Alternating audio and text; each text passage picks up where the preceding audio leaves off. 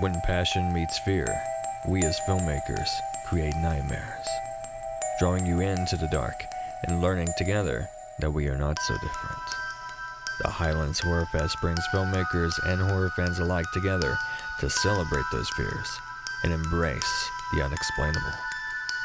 Sit tight, hold your breath, and whatever you do, do not turn out the lights. The Highlands Horrorfest Roadshow starts now.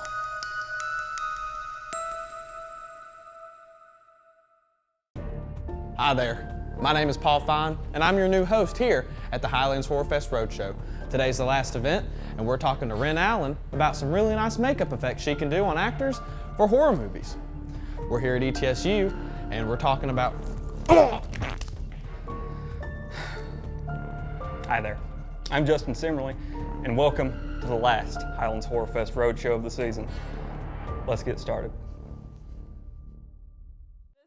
Olivia, who is helping me today because she's really into doing life casting and things that I don't bother with. I love life casting. I think it's amazing, and I have no desire to go down that path. It's a lot of work. It's amazing, and she's super into it. And she's going to talk to you about that and prosthetic builds, and we're tag teaming because I'm more of a color.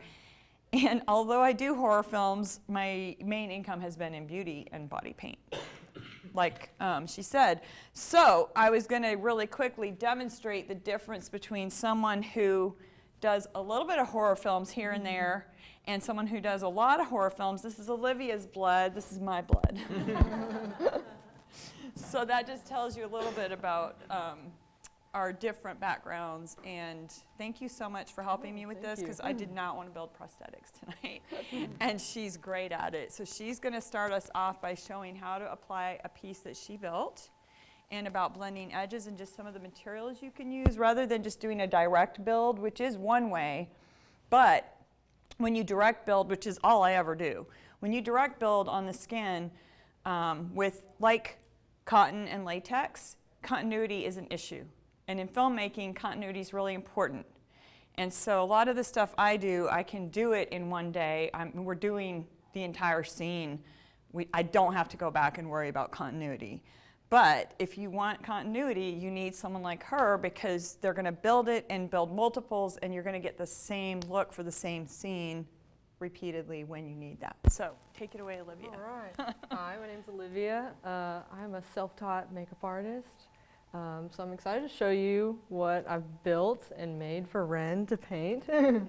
So let me bring it out first. First, I can talk about life casting also.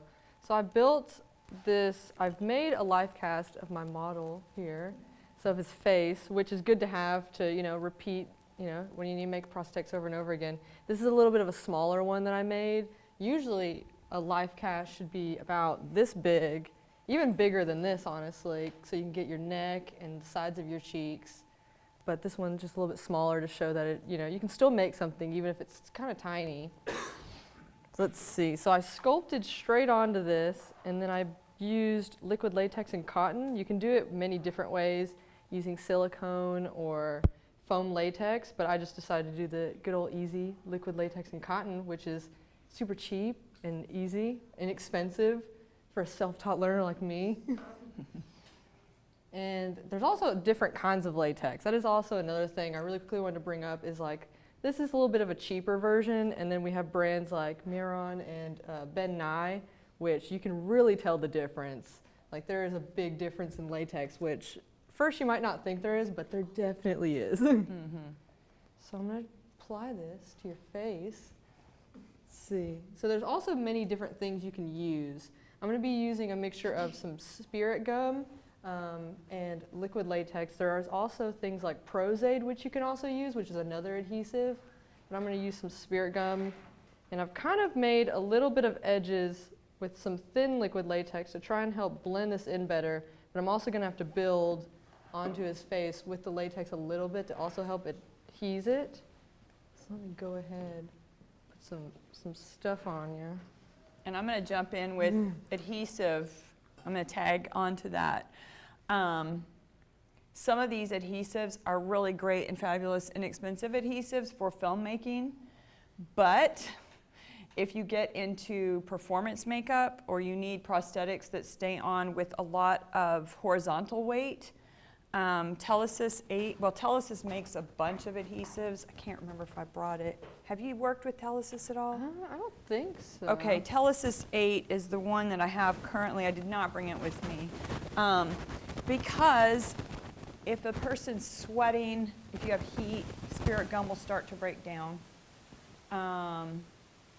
Same with latex, heat, sweat, oils can break it down. Or if you have a foam appliance that sticks out this way, you're doing like a animal nose or something that has a lot of the horizontal weight, you need something that bonds better with the skin. And for movie making, typically, like especially short film, like latex and spirit gum is going to work great.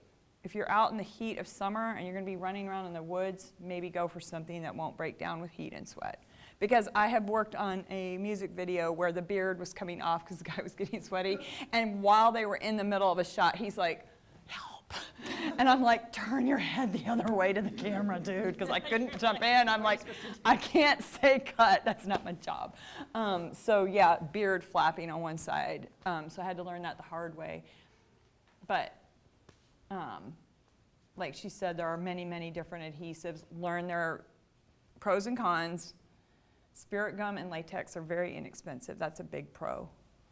And very effective. But also buy the remover for whatever kind of thing you're putting on the person. Yeah. For Telesis, this is really important because that shit will peel their skin off. So, and I probably just made them have to bleep something, sorry. But get the remover. Spirit gum has a remover. Give that to your actor if you're not actually staying on set to remove stuff off their face. Yeah, I forgot to bring up the remover. That's a good one. I have all the different removers to help. Exactly. So I remember when I was starting out, I would just kind of, you're not supposed to do this, I would just rip them off and kind of almost give myself a little bit of a wax. Yeah. So I was like, oh, how do I take this off? Water. No. No. Does not work. Yeah, sometimes we learn the hard way. Yeah, when I started out doing makeup, luckily my mom, she's been a great big help with buying me all this stuff. We would just use toilet paper and face mask. And that was it. You would just take a little face mask and some toilet paper and kind of build it on with some fake blood that you get at Walmart and a little makeup thing, and that was kind of how we did it. So she's really been a very big help, my mom. That's super cool. I don't know if my parents would have known what to think if I had done this when I was younger. She kind of got me into this. The funny thing is, I would constantly always want to be a zombie for Halloween, so that was usually my costume. So she had to put zombie makeup on me, and then finally I was like, I want to learn how to do it. And so I kind of started out with zombies, funny enough. So full circle here. All right, I'm going to try and blend these edges better with some more liquid latex and cotton. Just kind of put it directly on the face. And just kind of blend this back.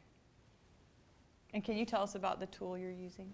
Oh, I'm using a spatula, the little spatula. I like to use spatulas. A lot of people use just a good old like sponge, or I like to go to the makeup store and get the little sponge the stick on a sponge things, and those are really good for getting some edges, especially when building life cast, like building prosthetics on top of the life cast. But I like using a sponge. I feel like I can blend it a bit better and really like get these edges in. So I kind of always do a little bit of cotton and then a little bit of latex on top and just kind of go all the way around and just blend it as best as I can. Oh, come on. There we go. This is the first time I've ever had to do it in front of a crowd. Usually I'm just in my living room, just making a mess, throwing stuff around. This is very interesting. No pressure. I'm just gonna try and blend. Really good. I'm gonna get into the chin. And if you soon. if you think it would be fun to like blend the edge part way and then leave some of it so they can see why Oh yeah, afterward, like why we blend edges away I could do that. and what looks, because sometimes, you know, if you want it to look like a flap of skin is hanging off, you might not blend that edge. But in general, if you want the effect to be believable, blended edges are nice. This is where you get into the inexpensive one might take a little more effort. A more expensive version would be encapsulated silicone, which is really easy to blend the edges. You take just denatured alcohol and a Q-tip or a spatula, and you just, those edges just melt into the skin. They're beautiful. They're very expensive prosthetics. So if you're doing something a little more extensive, and then like the foam pieces, you can blend them in very much this way. But again, it's going to usually be a bigger piece, a little more horizontal pull, and just take a little more time. But that's how you get zombies with teeth showing and weird things like that. Yeah, I would definitely love to do a zombie with some teeth showing one day. That'd be awesome. It's good fun. Yeah, this is my way, I guess, of doing it the cheaper side, because I'd love to get all those different products, and it'd be really cool to get my hands on them. Even the life casting, it's not that expensive, like doing a life cast. The materials are a bit expensive, but you always get a lot of it. It usually lasts for a while. And I've made a couple different life casts. The fun part is I had to get my own life cast, I had to train my mom how to do it. And then I pretty much was just guiding her through it while I was in the thing. And I was like, please don't cover my nose. That had to be wild. It was pretty fun, yeah. I had to train her how to do it on the spot. So I was like, hey, can you help me? She was like, okay. I love it. Which it is possible to make a life cast yourself. You would just not do an eye, and then you'd have to fill it back in later. It's a little bit, I've never done it because I always just force my mom to help me. But it is possible to make your own, all on your own, if you don't have someone to help you. Your mom sounds cool. Oh yeah. She got me into horror. She showed me horror movies at a young age. What was your first horror film? The one that I can really remember was The Blob, the 50s version of The Blob. Yes. That was the only thing. When I went to my grandpa's house, it was either I could watch an Elvis Presley train video or The Blob. That's great. I know, right? I love it. I remember my first time I really horror started scaring me as a kid was Michael Myers. That was really my big first horror movie guy. Was Michael Myers. I'd have nightmares about him. But that was terrifying. Oh yeah. But really a big thing was Evil Dead. That is my biggest inspiration for all of this, is because they made all of their stuff. They did it all on their own in a cabin in the woods, and they did it all. It took a couple months and a lot of money. Well, not even a lot of money. They had to keep stopping. I remember hearing about that. They had to keep stopping because they would actually run out of money. So I was like, well, if they could do it, and they did it all practically. There are some really amazing low-budget films. Beasts of the Southern Wild, they were on a very tight budget, and they're beautiful effects. And most of it's analog, so incredible.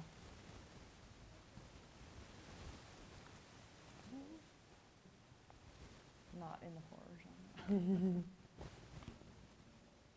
Yeah, I would love to keep pursuing this my makeup journey. I want to go to like an actual professional school and get some more work in. So I've been looking into that because I really want to, and they help you, they provide the materials too, so that would be very awesome.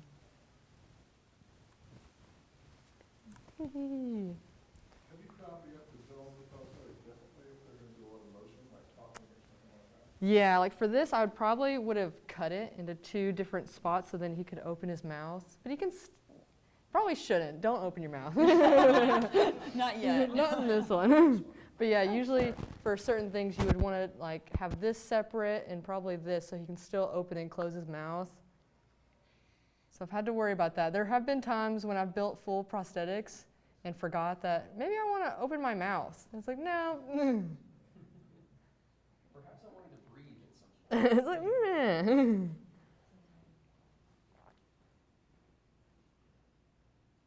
I'm gonna try blend some more. See, I'm very excited to have Ren work on my piece because I think the biggest thing I struggle with is the color. I will make these prosthetics, and then when it gets down to coloring, I always butcher it, and then I just cover it in blood, and I'm like, yeah, that's good. I was going to say, my number one tip, based on Supernatural, throw more blood on it. Yeah, when in doubt, or if you've screwed it up pretty bad. Let me see, do some more. Do we have any Supernatural fans? Have you noticed that, like, every single scene with blood, it's all fresh blood? It's all really bright, it's really fresh, even if they were dead for like 3 days. And it's everywhere. It's like their shtick. I just wanted to be the person on set that was throwing buckets in the room. That'd be so fun. I would not want to be cleanup crew. Yeah, I love blood. Blood is always fun. There's all different kinds of blood. That's always the fun part. Like you're saying, the bright red blood or the dark old blood. Scab blood. Oh yeah, I love scab blood. That's one of my favorites. I also love looking up blood recipes. That is the fun thing. There are different kinds of blood recipes. I know Tom Savini likes to use, I know he talked about that he's used a blood recipe, but it involves this thing called photo flow, which is very toxic. Oh God. And actually I've heard stories about people that have gotten, like, if you get in your eyes, you can get like infections, but apparently it makes a really good blood recipe. So, but I'm pretty sure You can it's go like, blind, but don't worry about that. It's very authentic effect.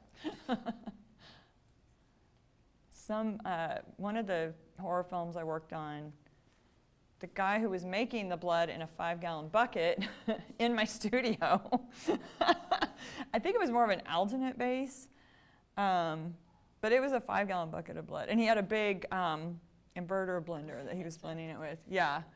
That was good fun.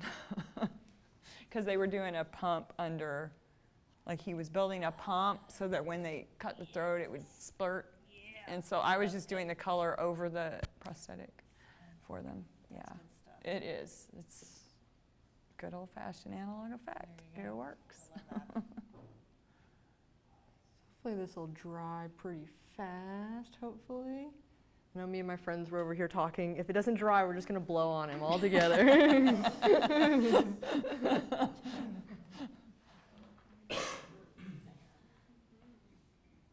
for a piece, how do you get your inspiration or design for this? Like, someone in here wants, I want to give this a whirl. A lot of it. And they create their base for it. And then how do you go about making the design for something like this? A lot of it's like horror movies. Like I like watching horror movies or looking at, I was looking at a bunch of different zombie references. But if I want to do realistic things like wounds or anything, I honestly will look up like medical grade pictures, which is nasty, but that's kind of how the way to get it like really good and action, But for like zombie things, I like just watching movies. Like I'll sit down and watch horror movies and then look at their zombies and be like, all right, I'm gonna try and do that. And then sculpting it is always kind of hard.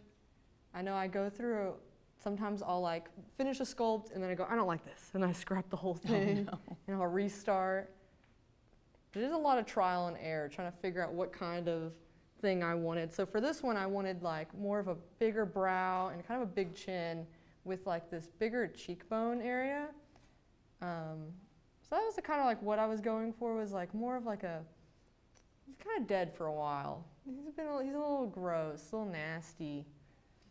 Well, by raising it up the way that she has, it's going to look like, because the eyeball and the nose and the lips rot first. Good things to know. And so by raising that up, it's going to look like those parts are sunken in, if we color them correctly. Whereas somebody who's like a fresh undead zombie, they're not going to have any rotting yet. It's just going to be like the gray flesh and like, so if you want to get your zombies accurate, you need to know if they just turned or if they've been a month or two in. You know? How dead is your zombie? I think I've gotten it all adhesed. I left a bit right here to show like the unblended, and then hopefully this will dry very soon. We can I think paint that's onto great. it. And I can demo on the other side a little bit of color. This is going to be demo. I'm not going to do a completed version, but that way we can talk about fresh dead versus dead for a while and give that some time to dry. So I think this looks amazing. Look good. I'm very thankful for this opportunity to work with Ren because I've heard a lot of amazing things and seen a lot of amazing stuff. You're sweet. So well, I don't do this, so thank you so much. That looks amazing. Like, so where can we find you at? Where's your portfolio? yeah, where's your portfolio and your Instagram and all your things? what is my Instagram called right now? I think it's fx_live. That is my Instagram for right now. My website, it's in progress. The title of it's really long. I think it's my Adobe portfolio, and it's my name. It's kind of like that. But my Instagram is fx_live, and that's where you can find all my photos and stuff. And yeah, it's still under progress. I want to add some more stuff. And, Yeah. And then with ETSU, doing a lot of in the visual effects realm. So I've been taking my makeup and then using visual effects, like compositing and putting fake blood in. Like right now I'm working on a hand that just got blown up, so that's really interesting. So Very I'm cool. trying to move also taking my practical makeup into the digital world because, you know, with how things are going, it's kind of both need to blend together. Okay, but most people don't have both those skills, so that's a really great thing to have both the skills on each end, the analog and the digital, because the best films that use effects, in my opinion, have a really good blend of analog and digital. And if that's done seamlessly, it's the best. Like, that is the best way to bring it together. So. You keep up because you already have natural talent. Yeah. You keep getting more. Yeah, we're saying there's potential for a wonderful. Yeah, and if you do end up out in LA, which is some of the best effects schools, I got some people to connect you with. So. Oh yeah. Yeah. Awesome. We know people. So we're going to just give that a minute to dry, and I'm going to just talk about some products really quick. Thank you so much, Olivia. No problem. And feel free to jump in if you see things while I'm, yeah. That's pretty good. I was like, I think it's pre-all. Is that good for you to? Oh yeah. Okay. Yeah, it's brilliant. So riffing off of the whole, different materials, we talked about silicone, we talked about latex, foam. There are sealants that you can use on some of these products. There are, you don't want to put certain things on top of other things. So you need to know what products you're working with. If you put a silicone piece down and you put a water-based something on top of that, it's going to beat up. Water and silicone don't mix. You might be able to with a hybrid. A silicone hybrid can sometimes work with water-based products. So not to go down the technical rabbit hole today, and sometimes I just have to go to Google and look it up because I'm like, I haven't done this in a minute and I can't remember what I can put on this thing. So Google's your friend. Research your products. Look up, there are fixatives, like fixative A can seal up latex pieces to where then you can put just a normal foundation, a water-based foundation on top, and it won't look weird. If I went straight to like a skin color that matched his skin and I started putting that on the piece, it's going to look weird. It's not going to sit on the latex piece. Even if the latex was the color of his skin, it's going to look different with a foundation on top of both of those things. So you want to seal it and then create some color on top of that a lot of the time if you're going for realistic human flesh. Luckily with zombies and horror, you're typically not trying to match their skin, and there are products that will cover all of this with very little effort. And we'll talk a little bit about that, but I want to, and of course, I'm like, where did I put everything? There are water-based products that I may or may not have brought. It might still be out in my car. Anyway, they're cake paints. I wanted to Ooh, I show have you. some. Let me Do you see. have some Maron AQ, Paradise AQ? The Ben Nye, the water, we have to put water. Okay, these are the going same through. thing. These are the exact same thing. The cakes, you can get them in big. I think they're in the car. It's just, or where did, you know what? I see it right here. This will be great because you can see two different products. So Olivia has a really great set of Ben Nye, which these are fabulous. These are really good quality. And you can tell, so her blood bottles are this big. My paint cakes are, this is so great, I love it. The paint is huge. Her paints are little. So you can tell what each of us kind of specializes in. But these are so great for getting started. They're water-based. These are virtually the same product, two different companies. In Maron, they're called Paradise AQ. This is mostly some just fleshy, dead kind of tones. Sometimes you can gray the skin down. Sometimes you just want to pale it down. These are water activated. This is a very accessible product.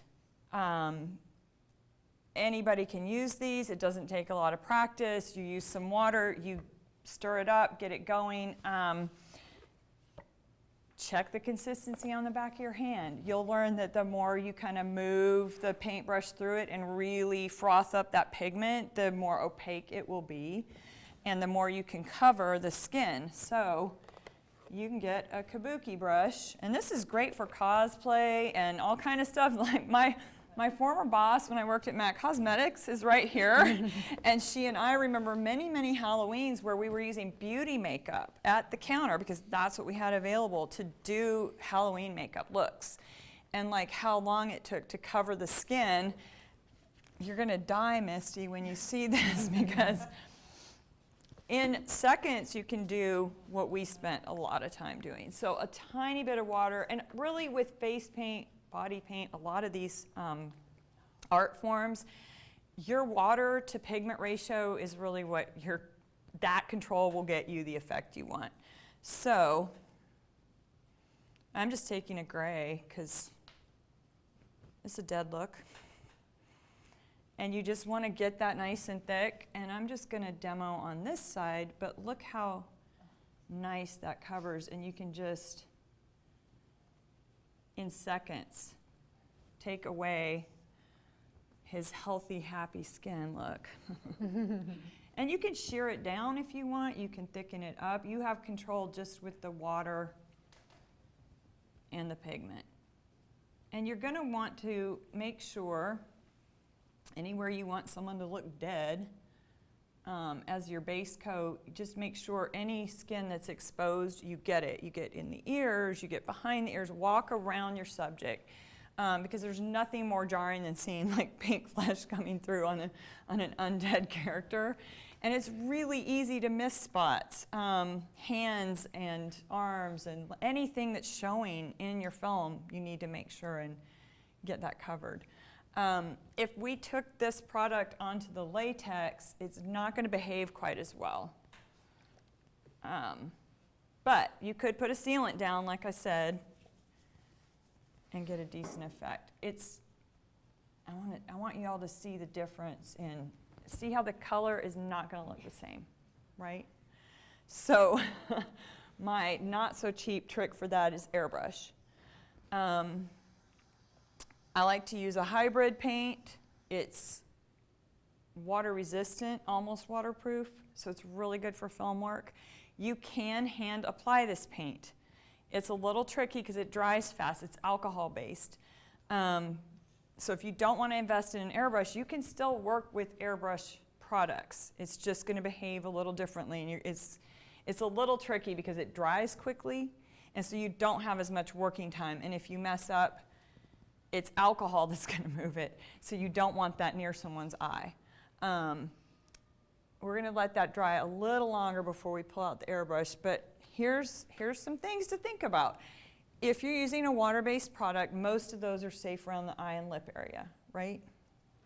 most of them. Sometimes there's pigments like reds or different colors that are not safe. So do your research. This is where beauty makeup is really helpful to add to your kit, because like a black gel liner, that is perfectly safe to put on the waterline, around the eye, and this is something that you can use with effects makeup. Keep it safe around their eye. Alcohol-based products are not safe around the eye, period, because the alcohol and the fumes and all of that, if that gets in the eye, it's really freaking painful based on experience. At least I did it to myself. I've done that So, too. It's horrible. It's bad. I've gotten, okay, so the cake paint's perfectly non-toxic, perfectly safe. You get some of that white chameleon paint in your eyeball, it hurts like a, you know what, it hurts so bad. It burns like crazy. Of course, me, being who I am, I'm like, quick, take a picture, because it looked all milky and white, like I was going blind. I probably was, but it looked really cool. So I'm like, hurry, get a picture before this washes out of my eyeball as my tears are running down my face. But there are better things. There are drops you can get for eyeballs that are going to make them look bloody. There are safe products to put in your eye. If you want. I did bring mine. See, so Olivia's got them. I have eye blood drops that Those are creepy as I hell. have black and red, and yeah, these are the safe ones. So you can put these all in your eye. You can drop them in there. They do expire, so you have to make sure after you use them, after I think it's like a couple months, you can't use them anymore. Yeah. Don't do it. Because once you open a product like that and use it, you've introduced some level of air, and you know, it's not going to be completely germ-free even if you're being completely sanitary and doing the right thing. So like there are expiration dates on some products. Dry products are great because they, as long as you don't get moisture in your dry products, you're good to go. So I'm using, this is just a gel eyeliner and a brush that should be pretty easy, and we can just go in, and this is a zombie. We don't care about it looking neat. We don't care about it looking pretty and blended. We're going to jack him up real good. And I can blend that black around his eye safely and look up. Open your eyes. There you go. And you can get it on the waterline. This is going to be his favorite part of the whole night. And you can do these wonderful effects and not actually damage their eyeball. And you're going to start, you know, just thinking about where do you want this character to look pushed back. That's where you're going to do dark. And then where do you want things to push forward? And when we get to this side, the more we kind of put some highlight on the high planes and we darken the parts that are supposed to be rotted or eaten away, the more it's going to give you that push and pull. So think about your light and dark and how you can push and pull that character to, because you can create a massive amount of illusion with just paint. And I so badly wish I had examples to show, but I wasn't that prepared with it. I have some stuff on my Instagram where like his jaw, it's supposed to be a little campy, so it's not like realistic, and this wouldn't hold up in a film, but for a photo it looks really cool. It's like his jaw's eaten away and there's strings of flesh holding it together, and it looks really cool. Just paint. There was no prosthetic involvement at all. So there's a lot, if you practice your paint skills, and a lot of it has to do with the highlights and the shadows, just pushing, because it tricks our eyeball. When you have highlights, it looks like it's sticking out, and darkness pushes back. And we use that in the beauty world all the time. I might just paint right over, because that's the thing about airbrush. You can actually put it over wet latex, and it's going to look fine. So we're going to start him off with some gray flesh. I am using an Iwata Eclipse. This is a great airbrush. It's a workhorse. My compressor is not Iwata because they're really expensive. So get a decent compressor that can get to the PSI you want, but put your money into your airbrushes. This is a product, I'm going to tell you a hack for this. This is called Pro Air. It's a hybrid paint. Step one, we just want to gray him out, make him look dead. That's it. So this is going to be a little blasty and cold. You've got control downward, lets air start flowing. Mine, air is flowing because I haven't done maintenance on them in a while. And then the more you pull back, it moves the needle back. It's a really simple machine, but it moves the needle back, and the more you pull back on that toggle, the more pigment is going to come out. So that's your control right there. It's called dual action. It's going to be cold and wet, and you're going to feel this across your lap. From there, your control is your distance and your movement.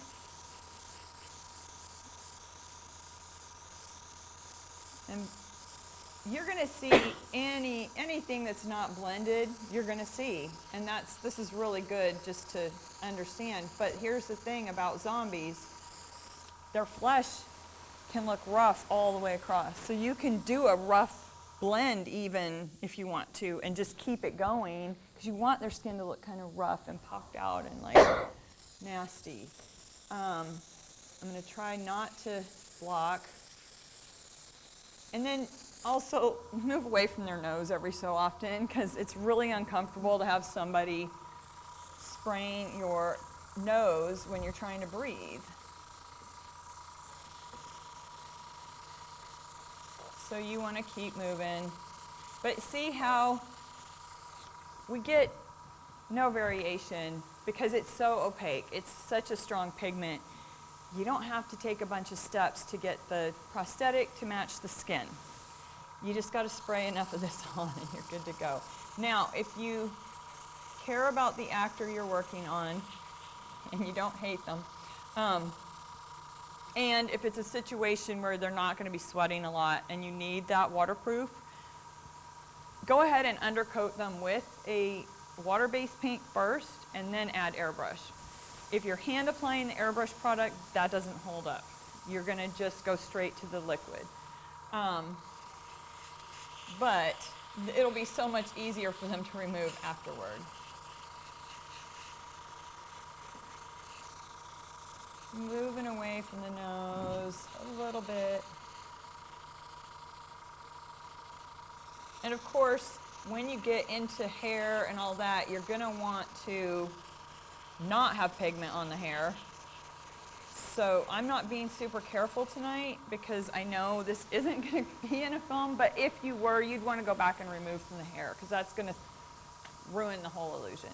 It's obvious there's paint, you know, unless you're doing something to the hair that, like wearing a wig or whatever, you do want to be careful about that. So you're just going to coat the entire prosthetic, their skin, everything as heavy-handed as you want just to get it to the color you want. You can also use, I'm using gray just because it's more dramatic seeing it from a distance, but you can undercoat with just like a kind of yellowy dead skin color. That's a great base coat. I'm going a little more dramatic tonight because you can see it better while we're executing it. But lots of times you're going to start a zombie with something that's just like flesh tone, but not quite right. A little bit putrid, a little bit. We're going for dramatic Halloween level here.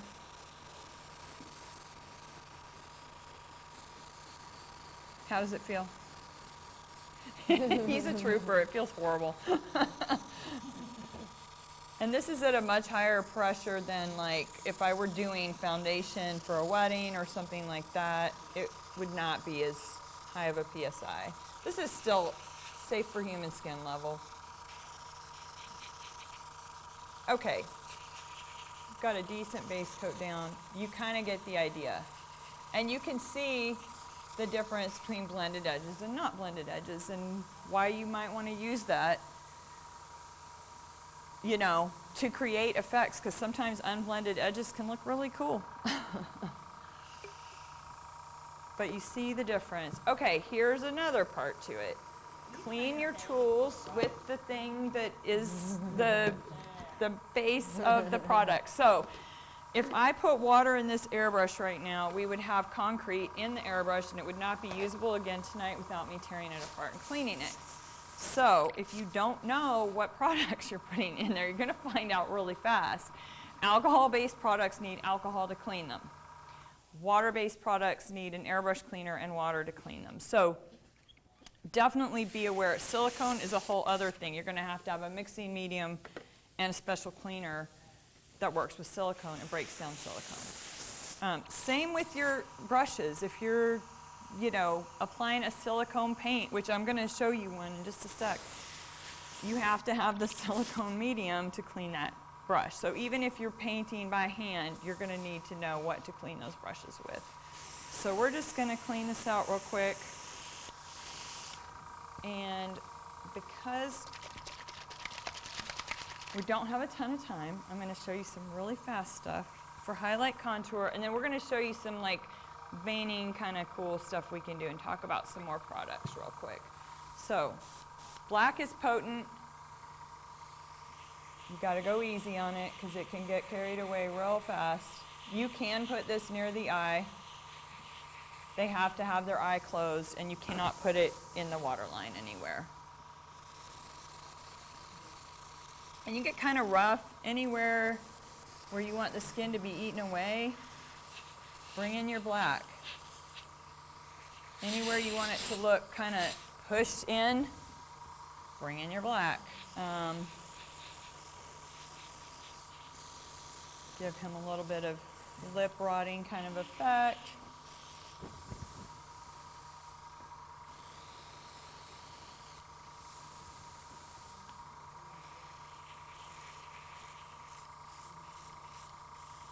And zombies are usually kind of dirtied up, you know. Probably gonna have blood on their mouths because they've been chewing on some brains. Like, you just have to kind of decide what goes with your character. The beauty of fiction is that anything goes as long as you stick to your own rules. So whatever world you create for that zombie, just keep doing those rules in the world that you created, and everything's going to be believable. I hate it when they break their own rules in the movies. If the zombies are supposed to be slow, they shouldn't start running fast. That bothers me. Like, no, that's the advantage we have. We can outrun them. Okay. And then this is where we can get into pushing and pulling with highlight contour. And you can layer your paints to, like if I wanted to soften this gray a little bit, easy peasy. You have control with an airbrush that you don't have with other mediums, because you can just get further back or closer, like we're gonna right now. This is just a little sorry. We're gonna hope that this. Okay, can anyone see that okay from where you're at? Where it's looking a lot more pushed and pulled, right? So that's just highlight contour, and you can get really severe with it. Like if you want that to look like a bone kind of sticking out, you can get really crazy with it, okay?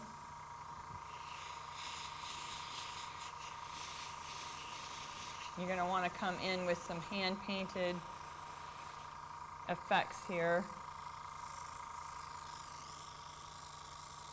And you can also create that with just analog, just straight up, you know, he's fresh dead, but maybe some parts are sticking out more than others, right? So use highlight and contour to your advantage. I'm not going to get too crazy with this, because I do want to show you some other products really quick.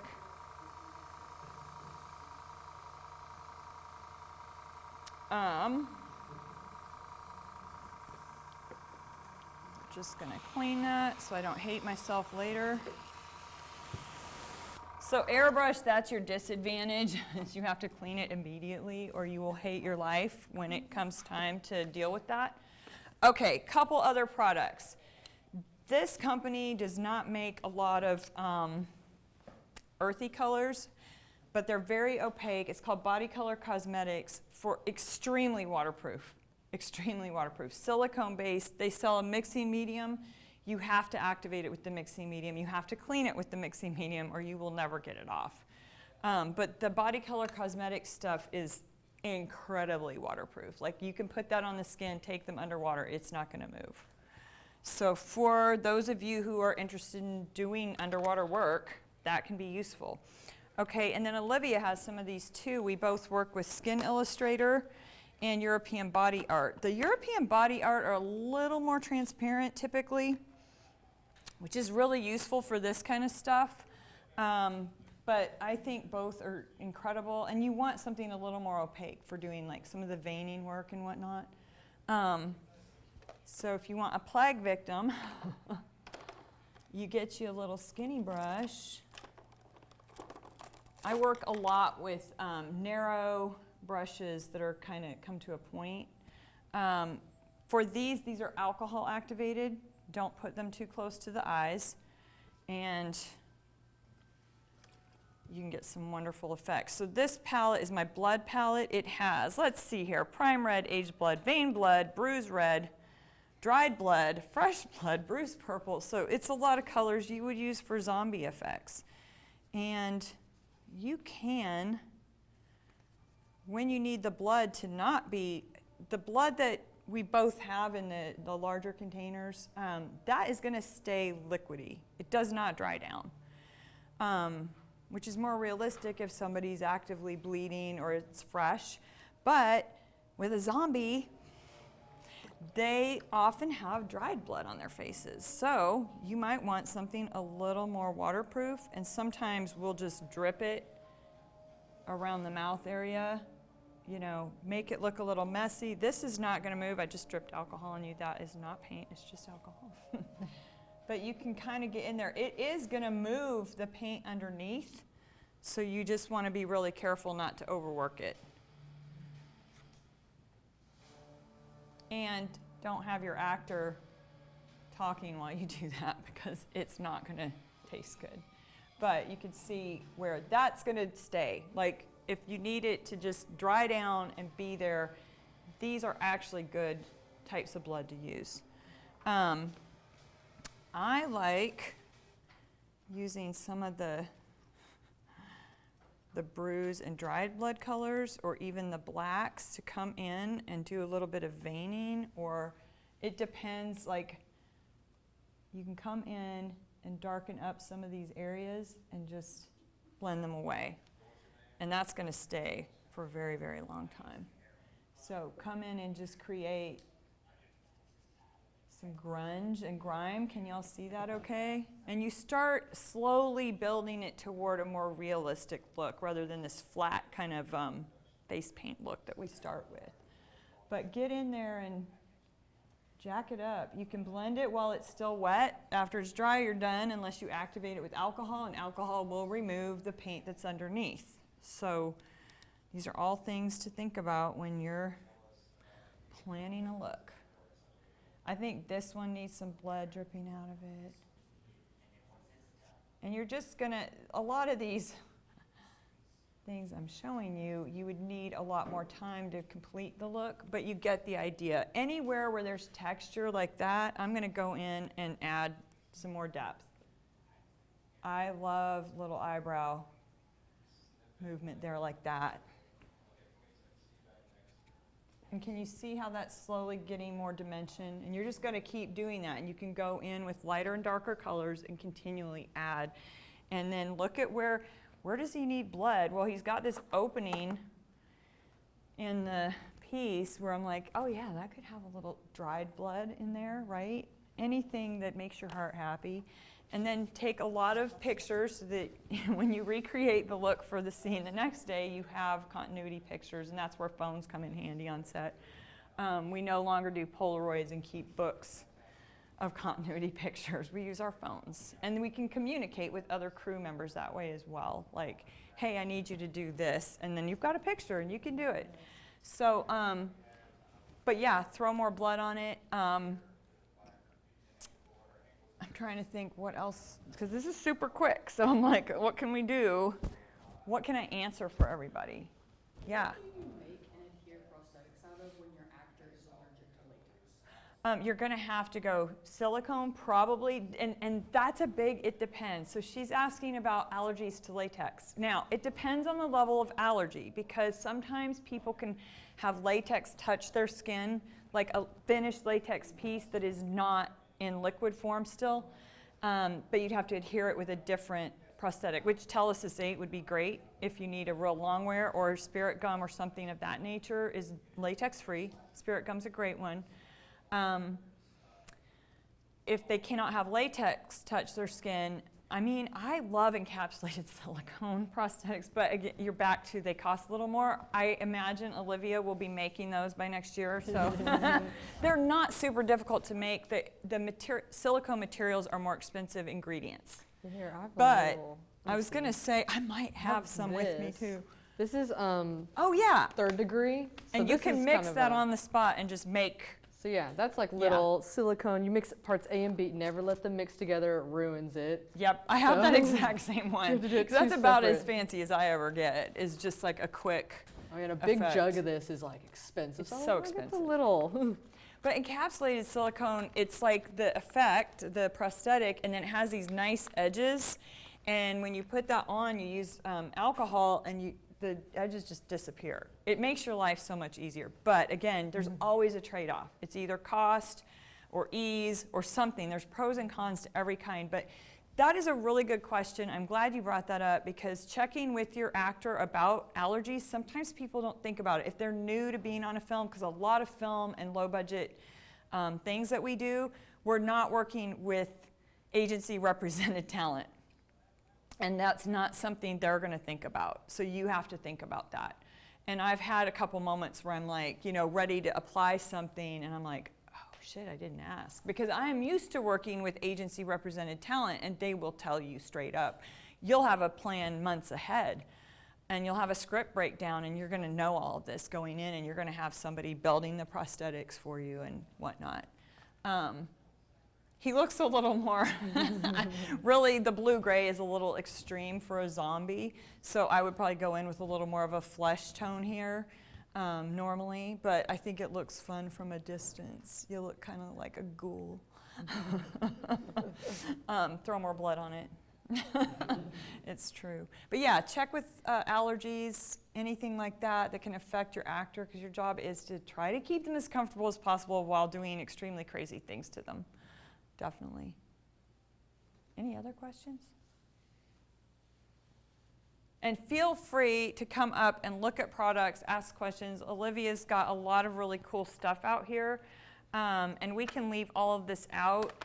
The veining, I love, love, love the veining with some of these products. Like if you're going to go kind of bubonic plague type stuff, you can do little veins, you can do little cracks, you can get some really cool details. This is more of like dead flesh that would mix with this really nice if we layered a color like that on him. So, things to think about. The zombie wheel and monster wheel, what would you? Oh, yeah, I was all freaking out about not finding those, and then I forgot to even talk about them. Just a few other products, really quick, that are super inexpensive. I know Olivia has a bunch of them. In fact, this one's hers. So, you can get a zombie wheel, a monster wheel, a bruise wheel. It will have all of the colors in there that you need for that particular thing. These are grease paints. They're super cheap, they're super effective, and I love them for certain things. I would never want to cover a whole face with them. But if you're just doing a small effect, or like a black eye, a bruise, you can just use that one wheel, a stippling brush, and go to town, and you're going to have that effect looking really cool really fast. Bruise, that's another thing to look up. This one's a freckle stipple, which I find really weird because there's green. But these are so much fun, and one brush and just a little bit of cleaner, and you can go to town. But the way you look up medical things, I'm the same way. Like I always look up medical, like cadavers and anatomy and bullet wounds. I'm always looking up weird wound things. Oh, yeah. What I've discovered though, especially in short film, is that I will try to do this really accurate bullet wound or cut or whatever, and they're always like, no, throw more blood on it. I'm like, but that's not what happens when you shoot somebody right there, and they don't care. It's the movies. They just want you to throw more blood on it and make it look crazier. But I think it's really good to do that research and to help you build, what you know you need to do. But bruises are one where, like, they do want that fairly accurate. And that's one that drives me crazy, because I'm like, in the scene, this bruise is now 3 days old. It shouldn't look like it just happened, right? Okay, so I see nods. I'm all about accuracy, and sometimes they also are just like, no, make it super red and purple. I'm like, it's been 2 weeks. It would be yellow and green. What are you doing to me, people? You're making me look bad. But these are good things to know. You stipple some of this on, it's immediately cool looking, right? Just a stippling effect can do some crazy stuff. And you can do a grease paint over an alcohol hybrid. You don't want to overwork it. Oil will break down alcohol base, but stippling and little tricks like that can help you get away with more. Because it's a hybrid, you have a little bit of flexibility. I'm going to clean that real quick and continue, because what you want is, what is really hard sometimes is to create, stay away from evenness. So our brains want to, when we just do things randomly, we don't do them randomly. We do them in patterns. Humans are pattern seekers. And so you have to really catch yourself and try to randomize like where it's going to be more green or yellow. Bruises are not symmetrical typically, unless you like had a softball hit you on the head. Typically they're a little bit asymmetrical. And so that's another thing I've had to really like watch in myself, because it's really easy to do very symmetrical things. But I love the way some putrid yellow looks on flesh. And you can just go to town. Don't overwork where you don't want paint to lift. But you see how quick and easy that is? You're just throwing some paint or some grease paint on top, and you end up with these nice effects that make people look really messed up. And typically you're going to do bruises on living people because zombies can't bruise, but but you get the idea. That's super quick, super easy. You've got the wheels with, you know, this one, let's see, this is a death wheel. And you can see that's some good dead colors. That one right there, that's dead skin. So yeah, super cheap, super fun. A couple other things I've used on set quite a bit and are very inexpensive. We call it Hollywood dirt. You can get charcoal. I see a lot of nods here. This was just called ash powder. It is a great dead powder. If you need a powder a zombie, this one's fabulous. There's one called Texas dirt, and it's more of a clay-like color. And interestingly enough, these have saved my butt on set more than once, because like one time it was a Western out in the woods and we're running around with these, you know, guys on horses with guns and stuff. And the wardrobe person, his overalls, it was supposed to look like he'd been running around in the woods, like he's an outlaw, you know, he's dirty. And she was using, rubbing the overalls in dirt to try to get dirt on them, and it wasn't working at all. A lot of times real dirt won't stick to jeans and stuff. And I was like, hold on. I went and got the charcoal powder, and we had those jacked up in seconds. And the wardrobe person is like, oh my God, thank you.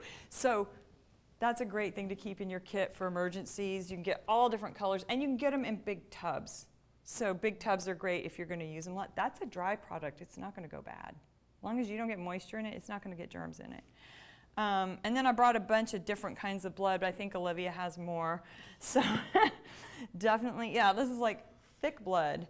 You have fresh blood. You have scab blood. There's all sorts of them. And then this is another one that I think is fabulous. I don't know if you work with the 3D gel. I have some over there, yeah. Yeah, I brought some. This is inexpensive. I throw it in a mug of hot water. It gets all liquidy, and then again, you're back to, you're not going to have continuity. But you can drizzle this on someone and blend the edges really quickly. It dries pretty fast, and then you can have a stab wound, a cut, something simple like that. You can probably do crazier stuff with this, but I just use it for simple wounds. There's another, do you have the I have some scar wax. The liquid collodion. I do. I think That I one's brought fun. I don't keep it in my kit. I Rigid brought collodion. a little tiny bottle. Okay, this So if stuff you wanted is to- fun. I'm not going to demo it because it takes a while to dry and you have to layer and layer. So what happens, it's almost like super glue, and you would put this on an actor and let it dry, and then another layer. And what it does as it dries is it pulls the skin in and it creates a sunk in effect. So for a cut or a scar, there are some scars that are sunk in, some scars are raised up. You would want the 3D gel for a raised up scar. This stuff's great for a scar that's sunk in. And it looks so cool because it puckers the skin and it pulls it into this nice line. I've used it on the Serafina films because I was working with young actors. Continuity was not an issue because we were shooting a full scene within the day. So this stuff was the bomb for like scratch marks that were fairly new. It hadn't raised up yet, and so we did that and then put some, contour highlight down in there and blood. And What is that? it's called rigid collodion. Yeah, the fun part about taking it off is you have to use a fatty lotion or something to Oil. break down. Yeah, the oil Yes. to break down the. Yes. It's like hard to- super glue. And yeah, I have a funny story about that. This is not. So the actor that I did the scars on for that scene, he was maybe 14 at the time, youngish, and he went to school. He went to a private school, and they just didn't do crazy horror film and stuff like that. And he thought it would be cool to show up with these like scars on his face and not tell his friends because it does stay on. And he went to school, and his friends were freaking out, and he was having the time of his life, talking about this. And then one of his friends was like, "Let me take that off," and he grabbed the edge of it because it was starting to come loose and just ripped it. And so he actually had a red mark on his face that I had to cover for the scene the next day. I was like, who do I need to go step on? And he said it hurt like hell. It just ripped his skin off, And so, yeah, removers are good to know about. I was going to also bring up scar wax, which is another type of prosthetic. I brought my nice clean jar. It's not been touched. My other one's very dirty because it's been used. This one is not good for like a set. Just using scar wax on a set, it'll break down really easily or kind of fall apart. So it's good for photos. I love doing like fingers or like little. Ooh, like you gross, should show them some of nasty- your little on your Instagram, right? Oh yeah, I have some You should nasty definitely check out her fingers. Instagram. She's and got some some- cool like bones sticking out of fingers. Yeah. and just using that. So yeah, just using this, you take a little bit of, I use lotion, but you can also use this other product. It is technically a laxative, but if you use it on your hands, it's really good for That's getting awesome. like. See, this is getting all new to me. I don't know smooth. this one. So. Yeah, there's some fun like little things that you can find and use for your products. But I do love scar wax. It's a love-hate relationship because it will break down and it will kind of get all. It's very sticky. It will stick to anything. But It's very sticky. It's very yeah. sticky. But the edges blend really nicely. It blends perfectly, and it's all like a skin color too, practically. So it blends really nice into most skin tones. And it's then- easy to cover. Oh yeah. Yeah. Not hard to like cover with almost any product. I thought I would also really quickly, if we could talk about more blood yeah. and You go into the blood mouth because like things. I'm just laughing because I have that same scar wax and my little container's like this. Okay, here, where's my? We're back to the. A bit of a bigger. Mine's a little dirty. This is my fresh scab. It's a little dirty, and then you have a little one, and then another little one. Love it. But yeah, it's a little dirty. It's Tell them about the scab blood. Like, what's different about it? It's a bit thicker. This one, oh, it's really. I need to get a new one. It's very thick and chunky. I know, Very right? chunky. So it makes good, like, thick coagulated blood. So I love using it to cover up things. It's very useful, but it's very sticky. Here, I could try and, let me see. Let me use Just this take a one. spatula and just. This one's a little bit drier. I mean, wetter. Let's see, I also have this one. This one might be better. My coagulated blood. There we go. This one's a little bit more drippy. The other one, I need to get, so it's a little Ooh, bit that's stringier. Let me see. Let me, where can I add some to you? You want some on your mouth? So it's a little bit, and then you can also kind of tap on it, and it kind of will help make like this stringy. Nice. Make some strings. So if you want to re-wet the blood, he just ate someone. Been chewing on brains. Yeah, there's that one. Let me try and glob some out of here. It's very thick. So it's like a very thick, see if I can get some on you. I'll do it around here. He's such a good sport. It's kind of hard to stick on, but it's very thick, very stringier. So you kind of tap it. You can make some like good little stringy bits. But I do love scab blood. It's good for like any wounds, like covering. I love to use it to cover up things. A lot of mistakes, I'll use it to cover up. But also my other bloods, I have many bloods over here. It's also important to know what blood you can put in your mouth and what blood you can't put in your mouth. It's very important. These are a syrup-based blood, so these are safe for your mouth. And they taste like syrup. Oh yeah. And you can also make your own blood with cornstarch, which is also a safe, cornstarch and dye is a good one, or chocolate syrup. But yeah, these are also thick bloods, but these are safe for the mouth. So I could put this in his mouth if you really wanted me to. And then he could just do the whole, yeah, like you could just get ready and then it looks really cool. Let me see what other bloods. I also have, so a good just like, got this at Spirit Halloween, a theatrical just spray blood. So it's just a spray. And then I have a squirt blood, so it's a little bit runnier. All different kinds of blood. And this is an aged blood, so this is a bit of a darker toned blood, so it's going to be a deeper color. So many bloods. And notice like where the alcohol-based paint, like that's going to dry and look flat, where the blood that is actually an effect blood, that's going to look wet forever. Yeah. Oh yeah. It's not going to lose that light reflection capability. Let me see. I think I also have, I was going to show, I love using these. I don't know if you use them, teeth paint. Oh yeah, I have some of the, I have a funny story about those. That stuff is wonderful and it works brilliantly and it's safe for teeth, but you have to remove it with alcohol. So like when you go to take it off your teeth, you can't breathe in through your, yeah, you just, nasty. It's disgusting. Yeah, they wanted me to make a gold tooth on one of the band members for an Avett Brothers music video. And I had, lucky me, I had the gold tooth paint, and so we got it on there, and of course, it's the shape of his tooth. It doesn't look like a gold tooth because it's the shape of his actual tooth, and everybody's doing this big debate on whether to keep it or not, and they finally decided to nix it. And so I'm in this actor's mouth with an alcohol swab taking. I'm like, I'm really sorry, I'm really sorry, I'm really sorry. And he's like, no, I blame Scott.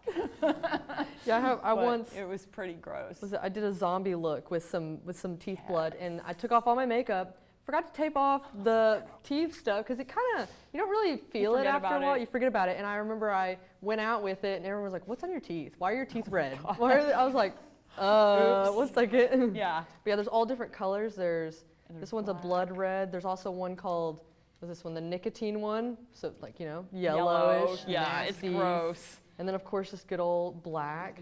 But yeah, they're very easy to apply. I usually, take like and they stay on. Oh, they'll stay on, yeah. Yeah.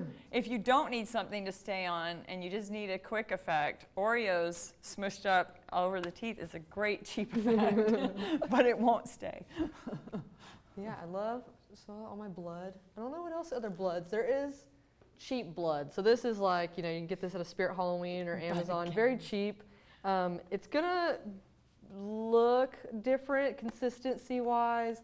Like this one is a bit, like the color is a little bit different. It's like a probably more primary red. Yeah. So it's kind of harder to be realistic, but it is good if you need to cover some ground. And this one does dry, but it kind of dries like weirdish, but fake blood, I mean, there's all different kinds of blood and it can work. I do like using this for like quick things, like just throw some blood. And I love to put it in squirt bottles and spray it on things. So just get a dollar store squirt bottle and fill it and just spray it at people. I love it. And you can also mix it, you can mix bloods, like if you want to put like glycerin and stuff. So that also helps. You want to spray some on his face? I can spray some. Yeah, I'm like, but keep your eyes closed. Keep your eyes closed. I'm like, yeah. Make sure that could be kind of fun just to mess him up. I don't know how much Well, here. Let's see. Hold on. Just spray ya. I'll just hold that underneath. Here we go. Let me Okay, open you up but a it little is bit. cool.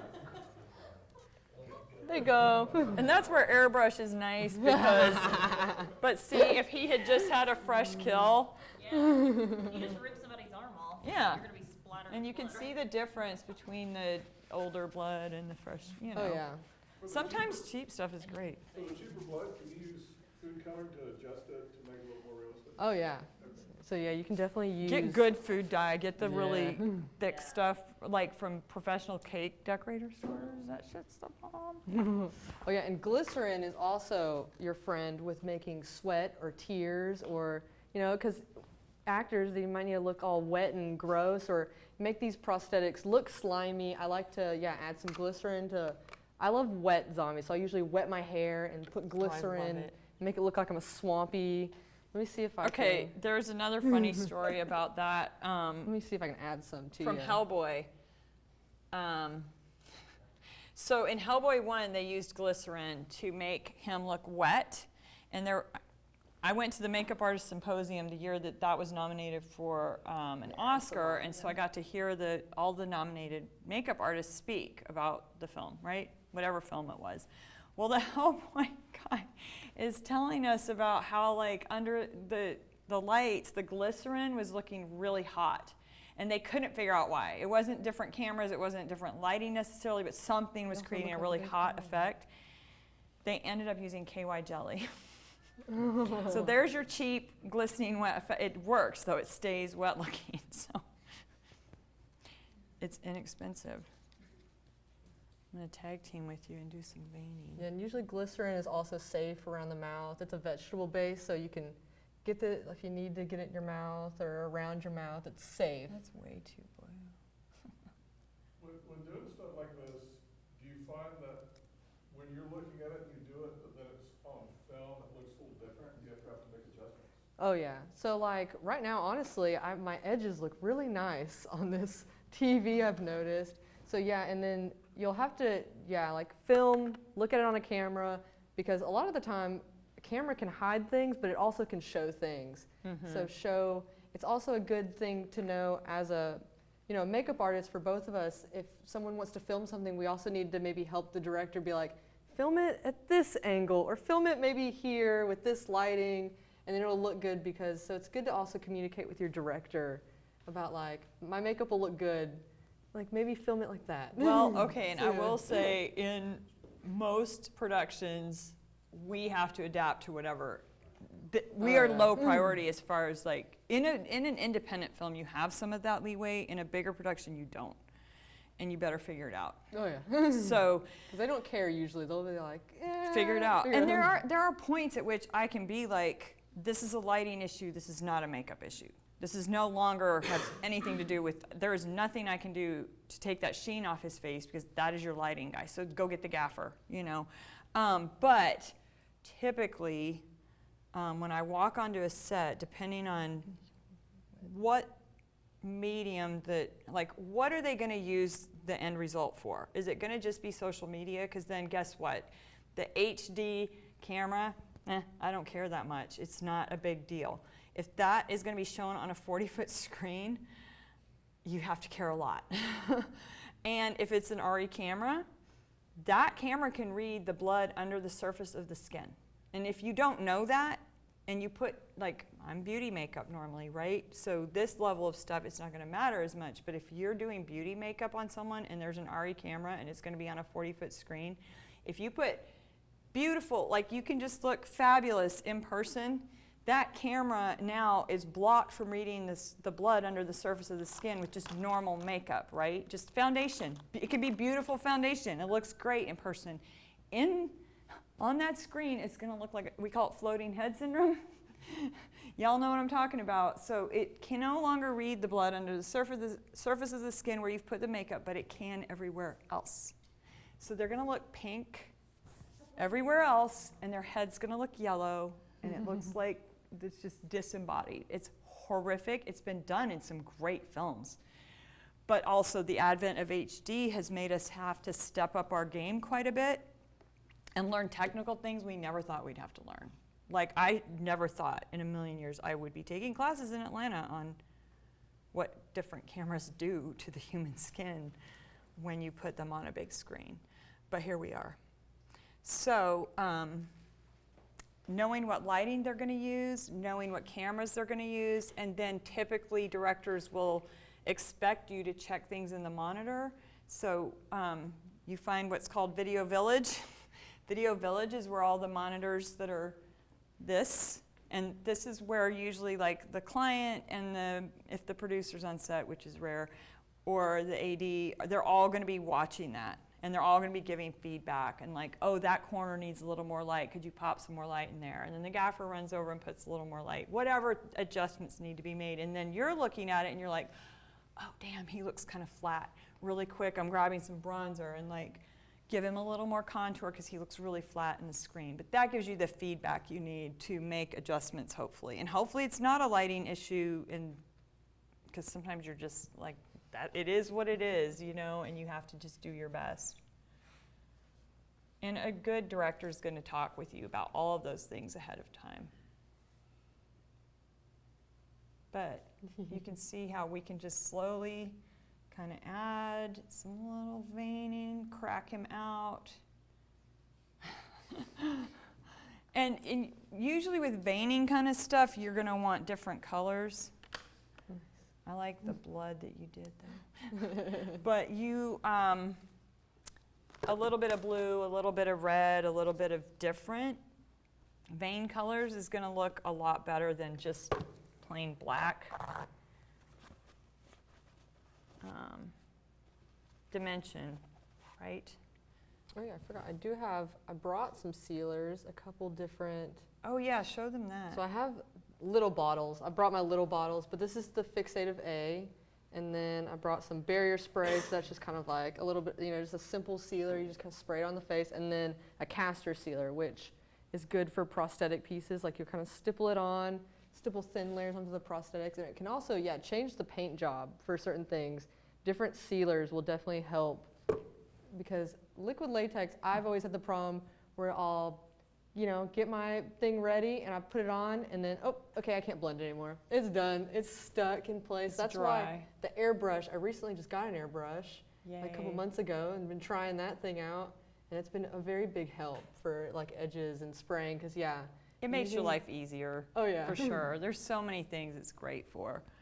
And yeah, you can just start, but it's all that push and pull of lighter, darker, shading.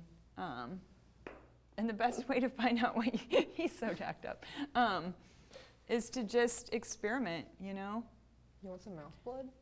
Yes, yes, is always the answer. Let's see, let me try and. It's very jelly. It's very jelly. I Oh, kinda always. somebody should definitely, hold on, I'm gonna get my phone for this. I'm like, we need to, I might because just if he's gonna just drool that out, that's like, it's fun. see. Might just put it from far up, just kind of. I'll just try and just pour it because it's very thick. Can you open your mouth? Okay, and this right here, you will see on every short film horror set Kinda on the gurgle that. planet is that right Kinda there, what gurgle she it just around. did. Oh, beautiful. So yeah, a lot of time, yeah, just kind of just someone will Okay, throw one something more. on you or squeeze some blood in you on you, I guess. Constantly. There was a, How's it taste? here, if you want to spit. There was a scene I had to do where the girl was in the coffin in the ground, and they decided that there was not enough blood. I'm like, she's been in the ground for a few days. Like, do we really need fresh blood? Oh no, they Yeah, wanted cup. fresh blood, and that's exactly what I was using. let me And go get my and they water. kept being like, more. So there was a lot of blood, and Swish. she's in an actual coffin in the ground, and there's bugs all around her head, and we're not telling her because she's just like, I'm not opening my eyes because we didn't want to get blood in her eyes. Anyway, for the rest of the day, everyone on set had sticky crap on their hands and on the equipment because it got on the grass around the grave, and everyone who walked over there or touched anything had that crap on. I hate that stuff. When it's overused. This is perfect, but like when people are like, no, throw more blood on it. 4 gallons on there. You want to die. You don't want that. It was so gross. but it looks great. Yeah. Yeah, Looks you like were a great creepy. model, by the way. He's like, yeah. You go through a Have fast food you haven't seen drive-thru. yourself yet. Hold on. Yeah, at me.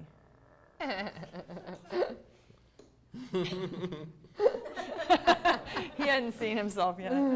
Although you probably, yeah, I was gonna say. We've Awesome. messed you up. Real good. Yeah.